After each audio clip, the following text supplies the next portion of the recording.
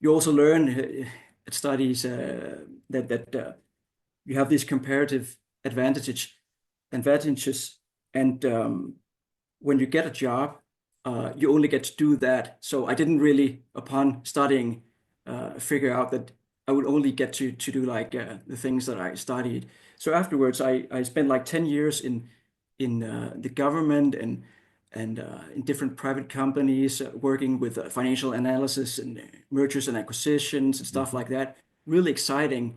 But at the core, I was really just very excited about like the underlying business.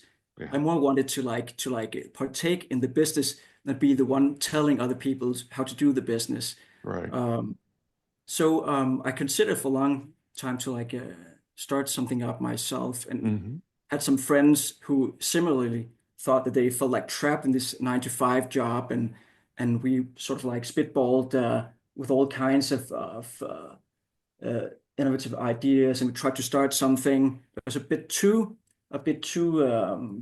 ambitious. Maybe we tried to start like a trading platform for like pension funds where they could like swap collateral, not in a subprime kind of way, but they sometimes they needed to have like extra collateral, and when they didn't use it, they could like swap it with other pension funds, and they really loved that idea, the pension funds, but it was just like too big of a thing for two young guys to start up, and but they seemed inspired by it, and even though that it didn't become something, we we got a big network out of it, and sometimes it's also just the thrill of the chase. I found out that